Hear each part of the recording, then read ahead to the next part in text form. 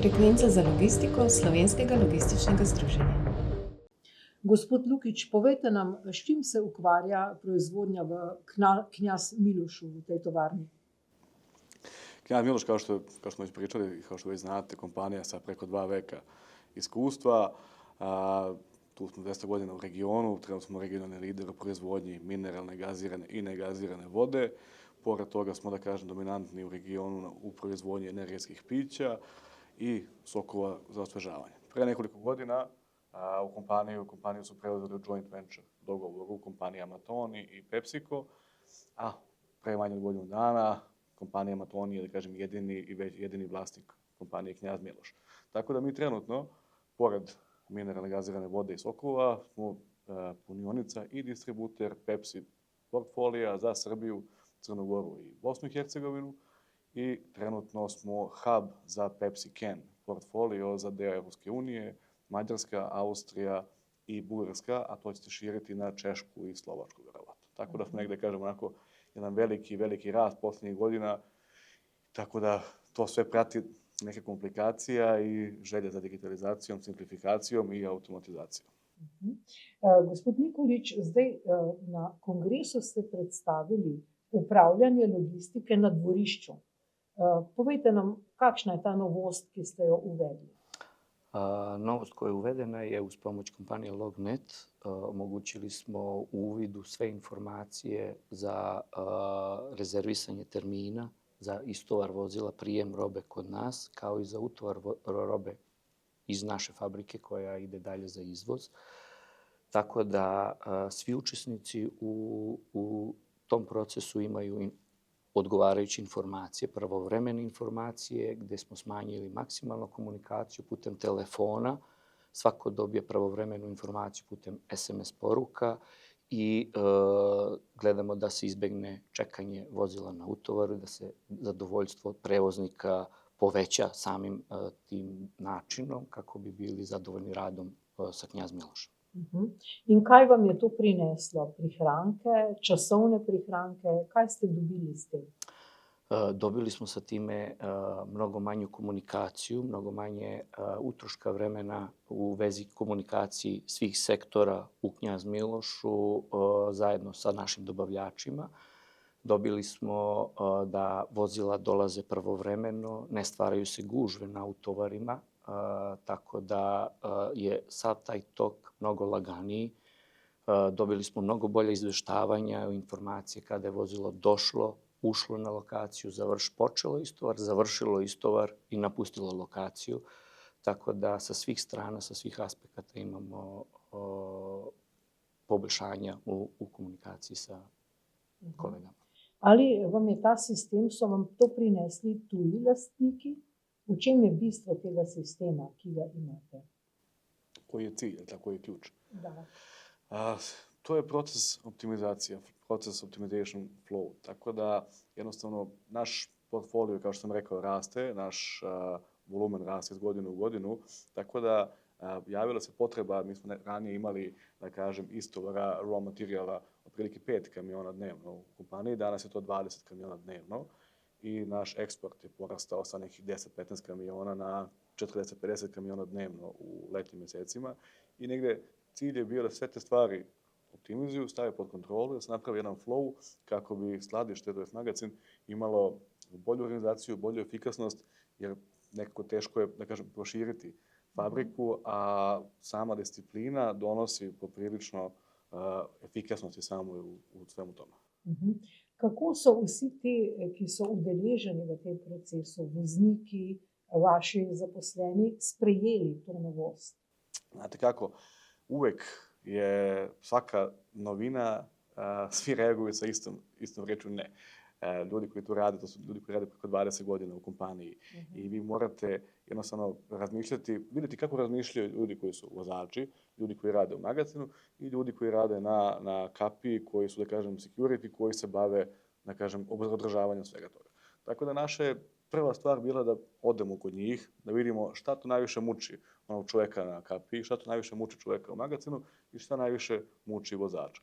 Kako da njima te stvari simplifikujemo, da njima to predstavimo kao neki benefit za njih, kasnije će iz svega toga proizaći i benefit za nas. Tako da to je negdje bio, da kažem, cilj da se njima prvo pokaže kako će to njima, šta to njima olakšava i šta to njima menja i tek onda sve ovo ostalo što dolaze samo.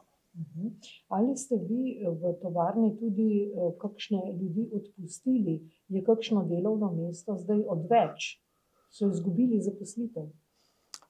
Ne, zaposlenje nije izgubljeno. Zaposlenje je ostalo, samo je pravilno raspoređeno, ravnomerno raspoređeno, gdje imamo istovare vozila u 2 smene, odnosno u 16 sati, dok utovar vozila radimo u cijelih 24 sata, 6 dana u nedelji.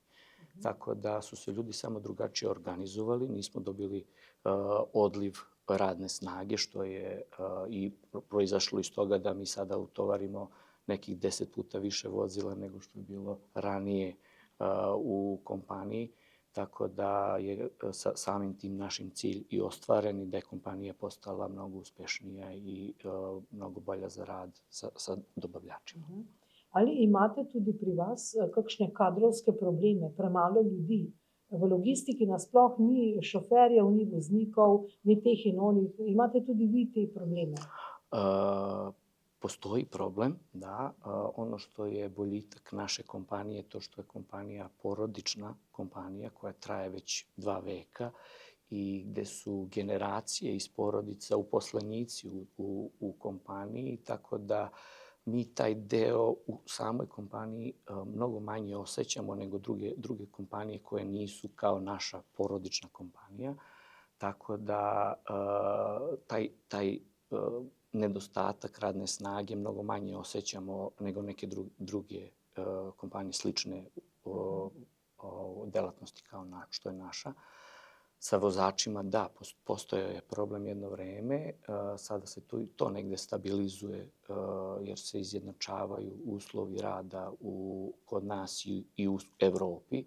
Tako da dobar deo vozača se i vraća nazad kako bi mogli da budu sa svojim porodicama i da zarade sličan novac kao što mogu da zarade i u Evropi. Pri nas uvažamo zdaj delovno silo s Filipinov, jo tudi vi na Hrvaškem. Mi uvozimo radnu snagu sa Filipinov. Jasno. Što se tiče tog dela radne snage, primetno je dosta u Srbiji priliv radne snage sa Middle East iz Azije. Međutim, uglavnom su to građevinski poslovi trenutno i poslovi koji se tiču, da kažem, gradskog saobraćaja. Jako je teško prvo za skladište naučiti ljude jezik, koji moraju da poznaju jezik. Slično je i za vozače kamiona koji dnevno imaju kontakt sa našim kupcima, to je nekih 10.000 različitih kupaca svakoga dana i gde oni predstavljaju vas kao kompaniju. Ukoliko ta osoba ne poznaje jezik, jako je teško i, da kažem, i kupcu, i vozaču, i svima nama u lancu. Tako da kažem, to je trend koji je svuda prisutan. Trenutno kod nas u kompaniji jako malo toga ima, skoro i da nema, ali mislim da to stiže kod svih nas i da će vremenom ceo posao raste, volumeni rastu, a ljudi je sve manje. Tako da mi smo negde osuđeni na taj deo. Kaj so glavni problemi logistike po vašem mnenju ta hip? Problemi logistike, sad da kažemo neke regulative koje nas usporavaju, zatim fluktuacija ljudi, kad pričamo generalno o logistici, velika je fluktuacija ljudi,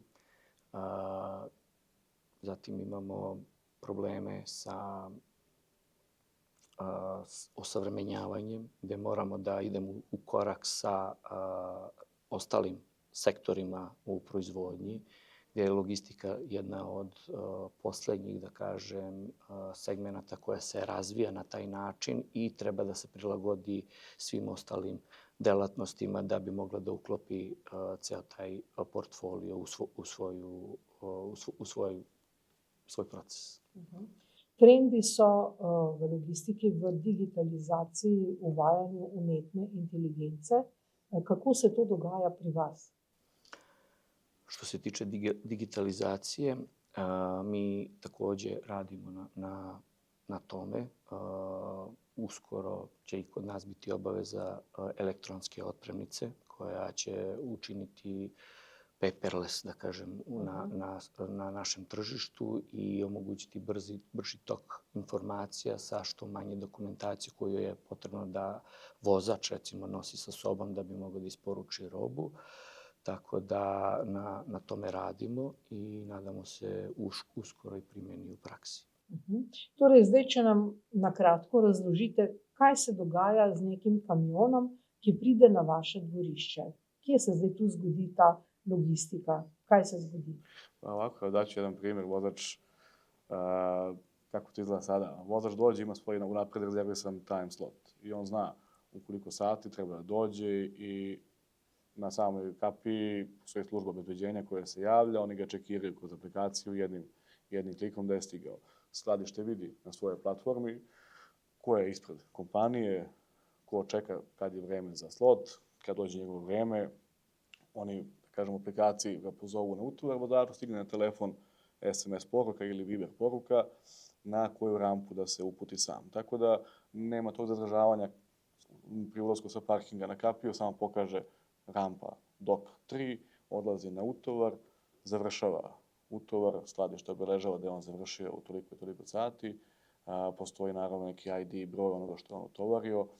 Pri samom izlasku kapija samo isto jednim klikom čekira, tako da imamo uvek timestamp, da kažem, kada je vozilo došlo, kada je ušlo, kada je natovareno, kada je izašlo i možemo da pratimo ceo taj gate-to-gate proces koji je nama negde jako bitno da traje, da kažem, što kraće kako bismo što više kamiona obslužili u toku dana. In kaj ste ugotovili v tem procesu? Kako dolgo že imate ta sistem? To je od prošle godine smo uveli. Kako je to izgledalo ranije? Nije bilo nikog sistema.